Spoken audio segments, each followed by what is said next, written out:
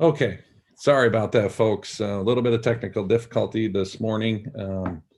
I'll try to run through this presentation quickly. This is a presentation that's been done quite a few times now at a few of our board meetings, and obviously for yesterday's presentation. So I'll go through some of the key points in the presentation to allow more time for question and answer.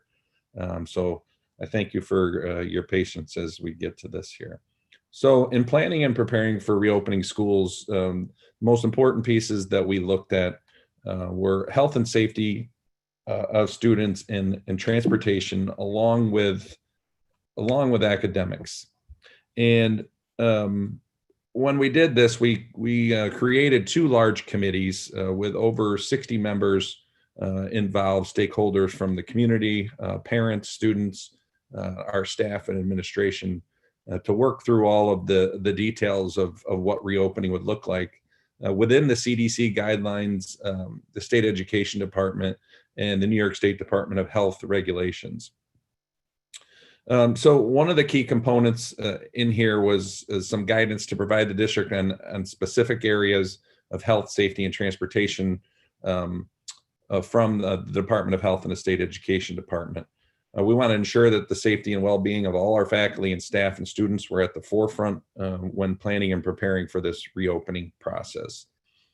Communication, we have continued to communicate throughout frequently. We use our district app and other social media sources that we have, but primarily our district app is the main key of component of communication and collaboration for us. We have held several surveys since last spring to look for feedback from parents and from staff and from community on the job that we did when we went out for remote learning last March. So we've learned a lot throughout this entire process here over the past 4 to 5 months, which have helped us in planning for our reopening. And that feedback that you gave us really became to the forefront of a lot of the decisions around what our models look like for our students and moving forward.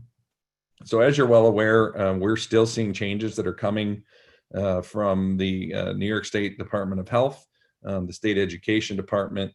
So we have a framework and a plan in place. It will be fairly fluid because we'll have changes that may occur, small changes here and there where we may need to make adjustments. Or we may need to make some changes to some of the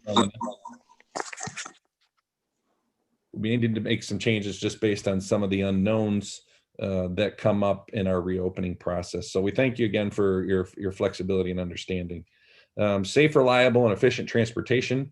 Certainly, we have precious cargo that we transport back and forth from school to home and home to school.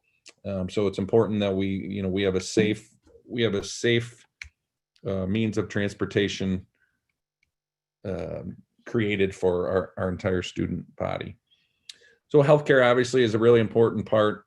We've tried to create student cohort groups that are smaller based on the guidance and the social distancing requirements. So our elementary class sizes will be much smaller. We are using more staff. Some of our specialists will be taking classrooms this year, and some of our AIS teachers and literacy coaches as well. So in order to be able to create that social distancing, it was important that they were able to take their own classrooms for this year. Any students that are suspected or staff suspected with COVID-19 symptoms, we will work directly with the health department on all of these situations. So in order to clarify some confusion, the governor had made some comments a few weeks ago regarding schools and testing. And I believe there was some confusion out there that some folks thought that we were going to do the testing in school and we were going to do the contact tracing, and that's not the case. Our job really is to coordinate and work directly with the Tioga County Health Department, who will be involved in making those decisions. We certainly will have some folks here that will be designated to work directly with them. So an important piece in all this, as we deal with different situations and scenarios, is keeping the identity of all individuals confidential.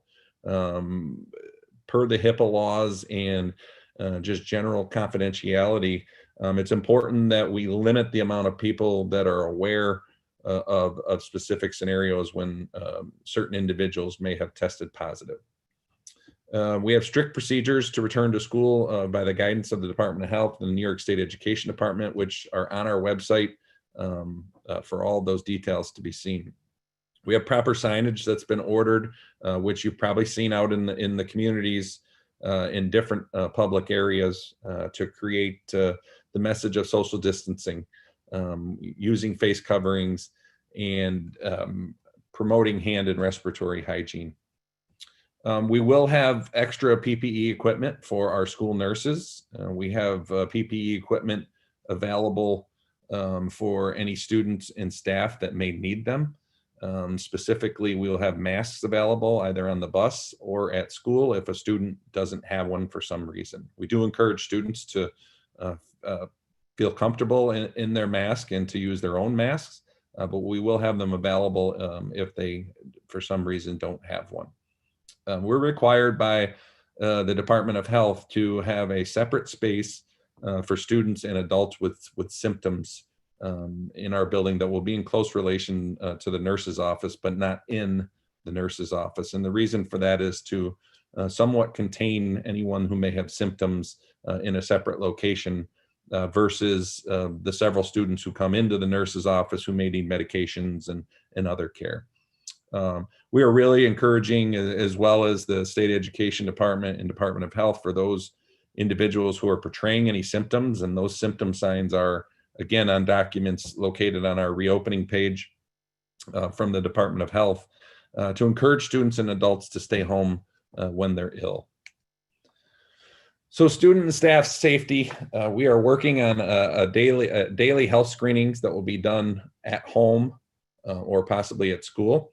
We're working on an app that all students and families would have access to on students' iPads, and we will ask students to take their iPads to and from school daily, where parents can complete an attestation with a short summary of a couple of questions around the student's health before they get on the bus to come to school. We will also have some temperature checking stations for students as they enter the building, and we'll address any students that may be in need of some secondary temperature taking. We won't record any temperatures. It's really just a pass-fail approach as people enter the building. So there are set procedures for adults and students who have symptoms, and for those who do test positive for COVID-19. Those are specifically given to us by the Tioga County Health Department. We will be posting those soon on our website as well. There are some potential changes coming in the next week or two from the New York State Department of Health. So we'll make those adjustments as needed when if they pertain to that. So ultimately, a goal here in student and staff safety is to limit the exposure for all of our students and staff. So we've limited class sizes.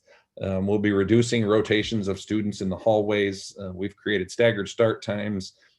We have one direction hallways specifically at our secondary level. We're requiring facial coverings to be worn at all times. We will, however, have mask breaks, and we will promote outdoor learning as much as possible, where students are able to go outside with their devices, with their teacher, and to be able to take their masks off for that time and do some outdoor learning. We will have a few protective barriers for office staff, such as our nurses. As you'll see, and soon to come, some video that will show what a classroom might look like, spaced 6 feet apart, facing the same direction, so that you have a better understanding of what social distancing will look like in the classroom. We are not allowing locker use for grades 6 through 12 and promoting them to carry backpacks. And we'll also be limiting visitors in the building to reduce the contact. Transportation really is an important component in everything that we've done here in the planning process to be able to move forward with our new academic models and staggering of scheduled times. And the reason for that is due to social distancing, the number of students that were allowed to fit on buses to be within the guidelines. So students will be required to wear facial coverings. the drivers, and also aides.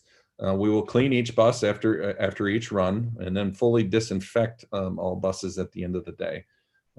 We will limit students on the bus to keep them, again, socially distanced. We'll be at a number in the low 20s, depending on siblings, which we will allow to sit together in a seat.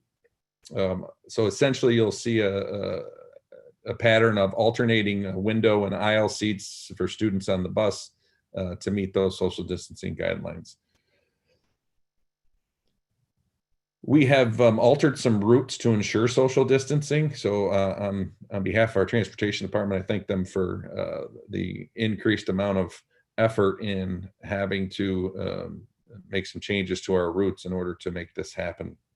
And we also appreciate families who have decided that this year they would transport their children. That certainly helps us from the bus perspective of being able to transport as many students as possible in a safe and social distant manner. So cleaning, disinfecting, and maintenance. So there seems to be this buzzword out there since last spring called deep cleaning. And what I would like to do is to kind of just talk about what our process is going to be every single day. And what we're going to do is we're going to increase our frequency of cleaning and disinfecting every single building, every single day. And there won't be any day specified really as deep cleaning. Rather, we will just focus on an increased effort in disinfecting. We've purchased some equipment that allows us to be able to disinfect at a more efficient and effective manner. So we feel confident that we can keep the building safe and clean daily moving forward. We will be providing some hand sanitizer stations throughout the building. We also will obviously promote hand washing as much as possible. All air filters have been changed in all the buildings. So we will be focusing on bringing in more fresh air into all of our buildings. As you will soon see through some of the videos, we'll have proper signage throughout all 4 of our buildings. We've added some water filling stations. We'll be closing the drinking fountains, but we've added water filling stations right next to our drinking fountains. So students will be able to fill water bottles and use those to drink from. Food service certainly is very important in this entire process in order to keep everyone safe and healthy. Breakfast will be a grab and go. Lunches will be served from the cafeteria. And then students will move to designated socially distanced areas. We've purchased or are renting some large outdoor tents, which we plan to use for possibly lunch on days where we can get outside as much as possible, especially in the early months of school. We've got some pavilions on some of our campuses throughout the building. So we'll use those areas as much as possible. They'll also be used for instruction as well. We've increased our Wi-Fi capability on the outside of the building so that students can be outside with their teacher using their devices and being able to have outdoor learning. So that will be promoted frequently. Plans are being developed for feeding students each possible opening day. So whether you're a hybrid student or you're a virtual student, we'll certainly be working to feed you as well. Virtual students certainly have the right to have food as well, and we will coordinate that with you. Seats and tables will be marked to show students how social distancing will occur. And parents, I would encourage all of you to continue to make your accounts for students on My School Bucks. One of the things we're going to try to do is limit the back and forth of money exchange. So we will take the money in for your account if needed, if you don't do it online, but we're going to try to avoid the back and forth of exchange of money to reduce the touch of that. And a reminder to folks that the free and reduced lunches, this link here on this PowerPoint, you can go on to that link to fill out that application. I do know that there's been a tremendous change throughout our community and throughout the state and the country with employment for folks. So please go on and fill that out to see if you may be eligible for free or reduced lunch. So academic plans. So in planning, obviously, all of the health and safety components and the transportation moves us to the academic side of what we could put in place and moving forward. And again, we learned a lot from the surveys that went out to all the families and staff and some of our students who shared really significant information in the process of us being able to reopen and plan what these academic models would look like. So we developed this enrollment in a schedule that we feel meets social distancing requirements set forth by the New York State guidelines. We've tried to provide parents with several options that fit their need and based on their comfort and their own child. So we've offered a hybrid model, we've offered in-person and virtual, or we've offered all virtual. So we developed schedules in accordance, obviously, with transportation and the social distancing required. We've created some staggered start times. So you'll see a portion of our grade levels will start at 7:30 in the morning at the elementary level, and then the other group of students will come in at 8:30. That really is due to transportation, so that we can transport students in a safe and effective manner. And then students will be dismissed accordingly at 1:30 and 2:30. At our high school level, we are on a hybrid approach or a virtual approach for students in their choice. And that schedule I will share here shortly within this presentation.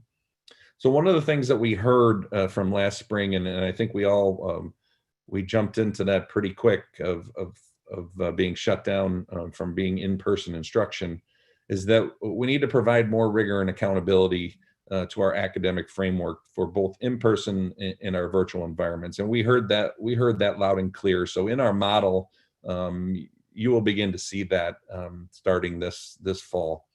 And ultimately, when we build these plans, our focus is on meeting the learning needs and opportunities for all of our students. So expectations, what should parents and students likely expect?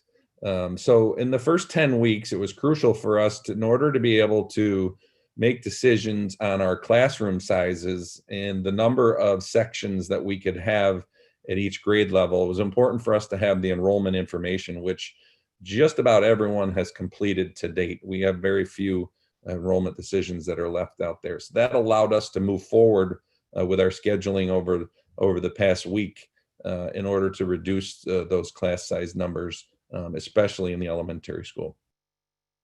Obviously, for our coursework to be rigorous and accountable, we certainly understand, we learned a lot from last year. We failed in some areas, we flourished in some areas, and like anything else, we'll certainly learn from our mistakes and move forward to improve the entire model.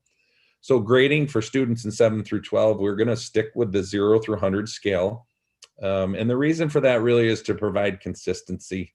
Right now, we have had a lot of changes that have occurred over the past several months, and we don't feel it's the time to make any more changes to the standards-based grading. We do, however, do standards-based grading K through 6. We have been studying it. It is something that we're looking at for the future, but at the moment, we plan to stick with the 0 through 100 just to reduce the level of change right now for students and parents. Attendance will be taken period by period. This is something that we heard from families as well, whether you're in person or virtual learning. They want to make sure that their students are logged in and engaged in the process. Live instruction every day, and this is an important thing for me to touch on. This came up in every one of our surveys as being a very important piece to moving forward with remote learning. That live instruction be included every day. So what I want to do is clarify what live instruction is and what live streaming is. So live streaming would be more considered open to the general public. We are not going to do any live streaming. What we will do, however, is use Zoom as a platform, which allows us to offer live instruction. And those students that are invited to the classroom by the teacher of that class will be able to provide live instruction, and students will be able to be a part of that process. So plan to see that, and obviously we can provide more clarification on that as well. There has been some questions about privacy issues. Privacy issues really only come into play when you're recording live instruction. The only live instruction that we would plan to record would be directly of the teacher and not of any of the students in person in the classroom or virtually. And that really would be for the purpose of instruction being recorded. So if someone were to miss the class that day for some reason or another, they could go back and watch the initial instruction from the teacher. And we see that a lot in our school right now. Our staff, many of them use the flipped classroom model where they will provide instruction to students ahead of time and then use more of the in-person class time for questions and answers and working through problems. So parents and students should expect that facial coverings will be worn at all times while on buses or in the school building, and for school really to look and feel differently as we start the reopening process. So again, here's your enrollment choices. These are quick. We had a hybrid in-person option a couple of days a week and a complete remote option as well at the 7 through 12 level.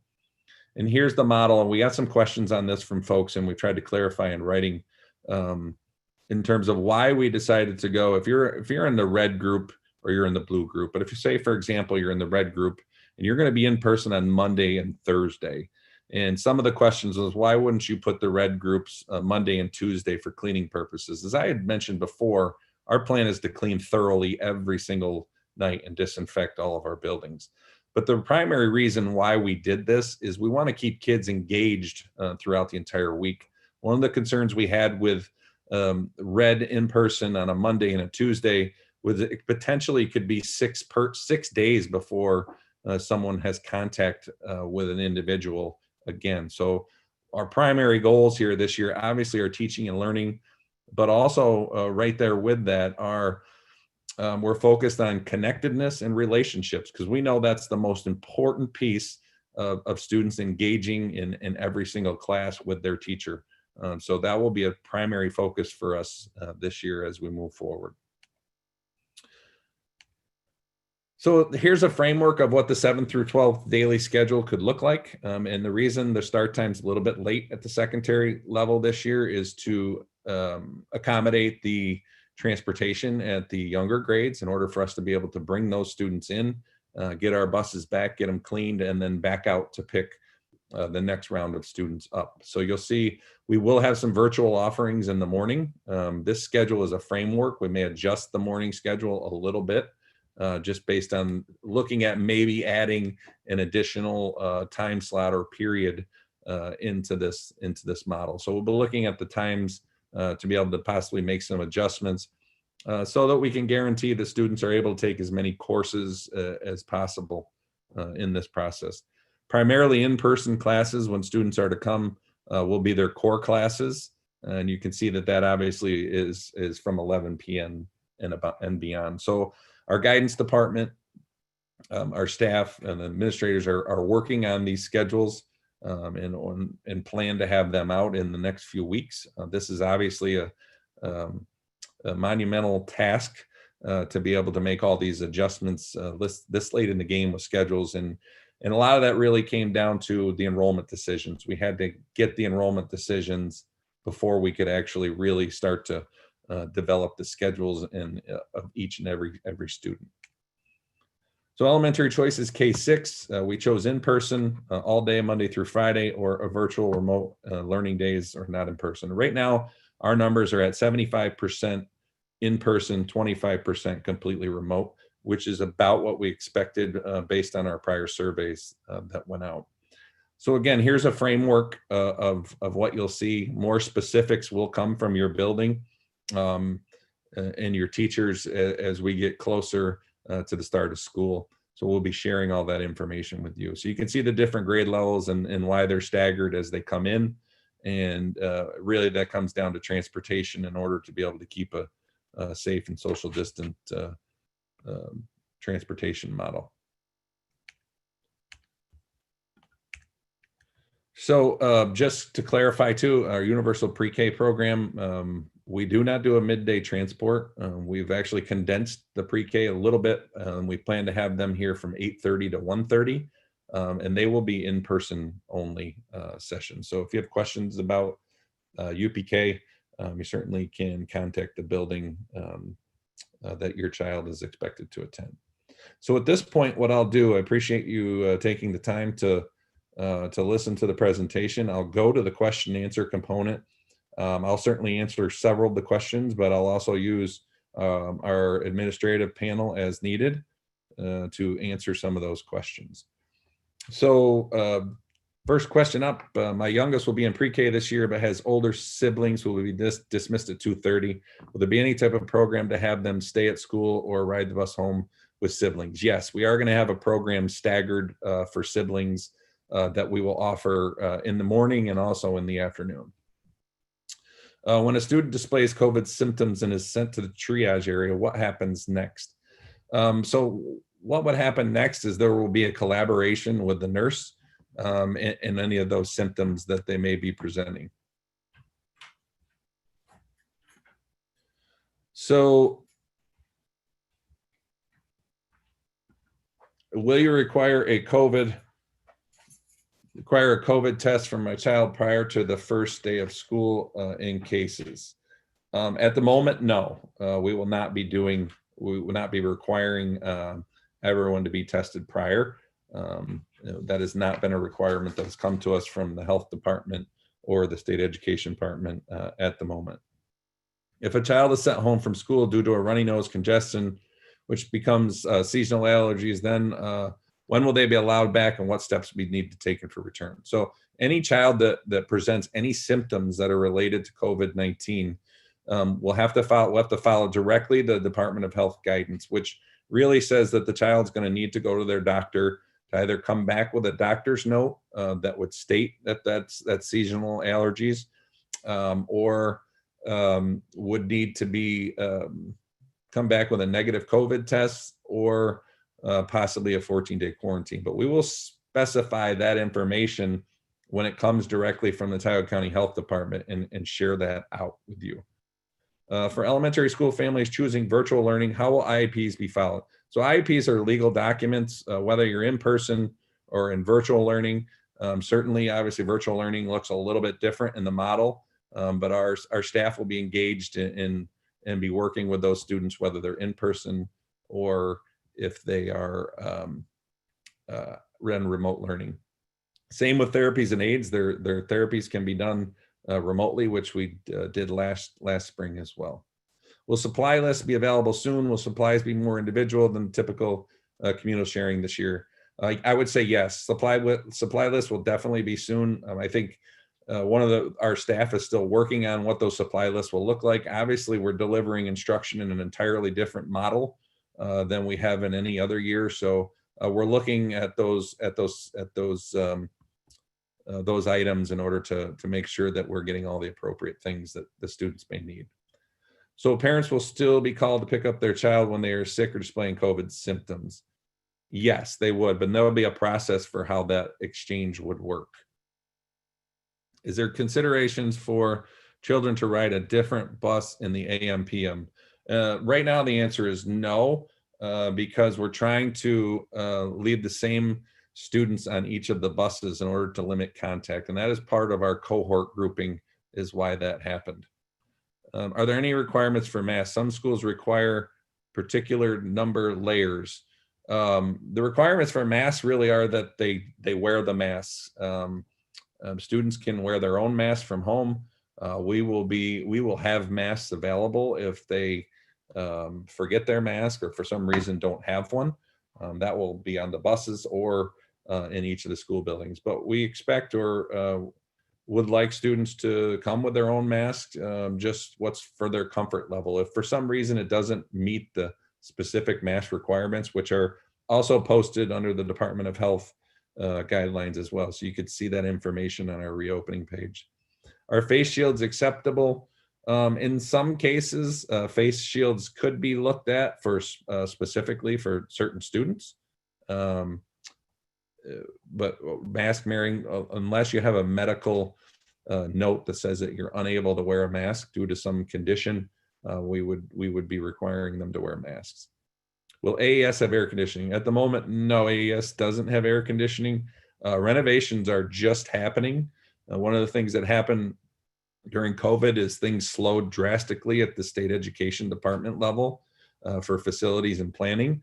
So we got our approval for beginning construction very late. But any construction that we're completing right now, we expect to be completed by the fall, and students to be back in those spaces. Will students have specials at the elementary grades? Yes, we are working in specials at the elementary grades. We are going to try to get specials outside as much as possible, depending on the weather. So again, I said we had advanced our Wi-Fi on the outdoor or the outside of our building. So we're hopeful that even our students who are joining from remote instruction can be a part of those specials as well. I hear there will be mask breaks. Is that correct? Yes, there will be mask breaks. We haven't set a specific number of mask breaks, where there's the expectation from our professional staff and our teachers being professionals that there'll be frequent mask breaks. They'll use their judgment depending on the age level of students and how frequent that needs to be. And again, we will promote outdoor learning as much as possible.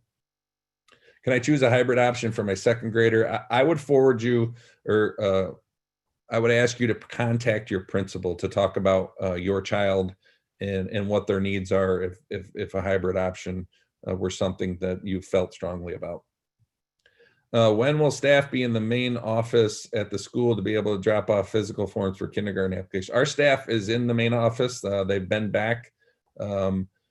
I will get an answer to you on the applications of how they would like to accept those. We will communicate that out to you, but they are available at the moment. Will there be any crossing guards this year? The stagger schedule and our work schedule may now force us to have my children walk to and from school. Talcott Street can be a very dangerous street. We are going to talk with the village about that. That would be the village area down there. That's not technically on our school property. So we will have a discussion with them about the potential for something like that.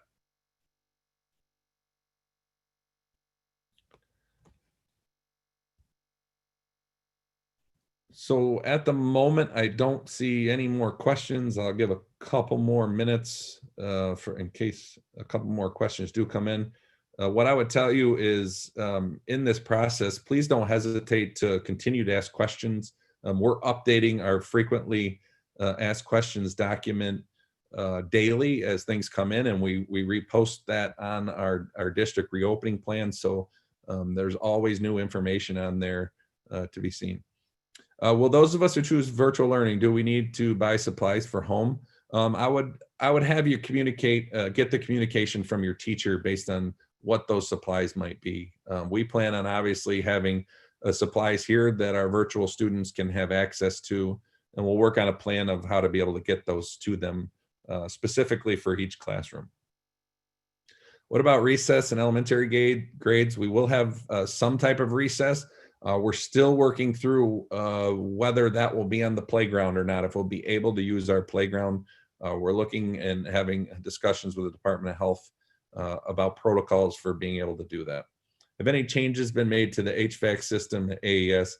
Currently, no, there have been no changes at this point. One of the things, as I said, we've updated all the filtration systems in all of the buildings, and we're increasing the level of fresh air that will be coming into the buildings. And again, we'll be certainly using outdoor learning spaces as much as possible. If students are wearing masks, will they be required to social distance in the classroom setting? For example, during free playtime in the classroom at University Pre-K, or do they still need to stay apart? They still need to stay apart, socially distance, and wear masks in that process, yes. Will kids online be able to do the same specials as in person? Yes, our plan is that they would be able to log in to those specials, whether they're virtual or in person. Any decision on outside groups being able to use the buildings evenings or weekends? At the moment, no. We have not made any decisions. We're trying to reduce the number of outside folks coming into the buildings at this time, but we'll continue to evaluate that. When will we get letters with our students and teachers supply needs?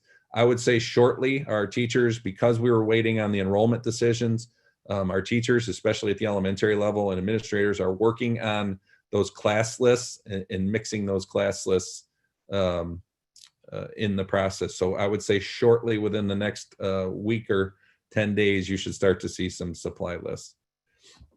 Are any donations needed? Is there a way for the community to help? Thank you so much. I appreciate that offer. At this moment, I just don't know specifically what that would be. But certainly, you know, if you're willing to contact in one of the offices and have a conversation, I'm sure that they could point you to maybe some specifics of things that we may need to offer ourselves, such as PPE and other health-related products. When you discuss increasing fresh air, does that mean open outside doors? No. It just really means that we're going to open up our HVAC system and allow more fresh air to be pumped into the buildings. Did you say that you're leaning away from lockers and having students using book bags? Yes, at the secondary level, we are doing that primarily for social distancing purposes, because students typically in the past would go to their lockers in between each class, and we're going to have one-way direction of students moving in the building.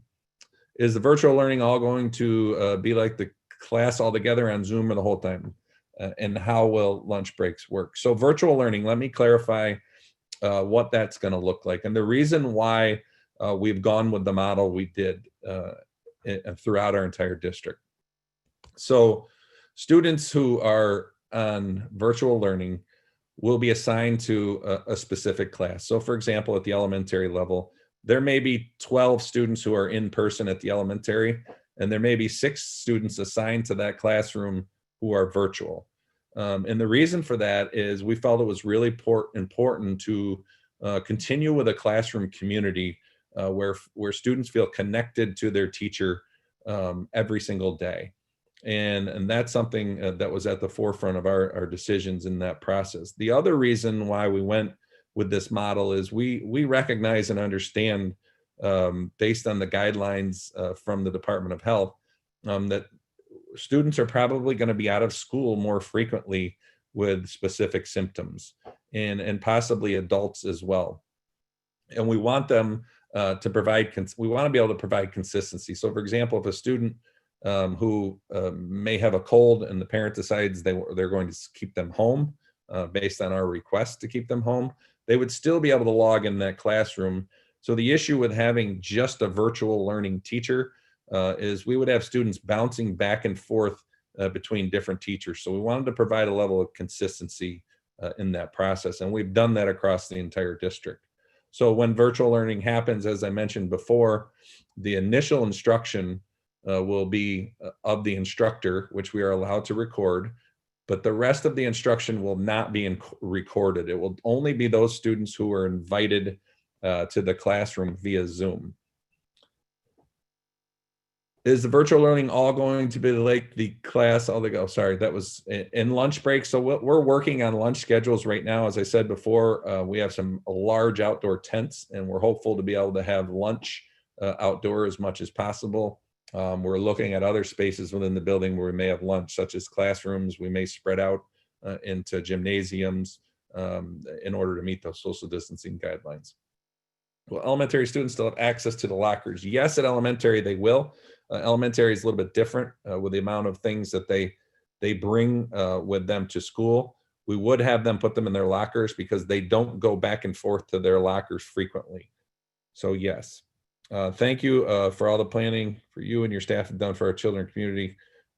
Thank you. Absolutely. You know, our community and our staff has been tremendous, and I'm very appreciative as the superintendent for all the support and flexibility that we've seen from our entire community. Are kids going to be allowed to have their own water bottles in the classrooms at both primary and secondary levels? I would say yes. So I think it looks like it may be it for questions. Again, as more questions come up, please feel free. We do have another a community forum that will be tonight at 6:30, and I welcome and invite anybody back to ask more questions. Thank you so much. Again, we appreciate your patience and your understanding as we take on this new reopening venture and challenge. And we'll certainly work really hard to do the best we can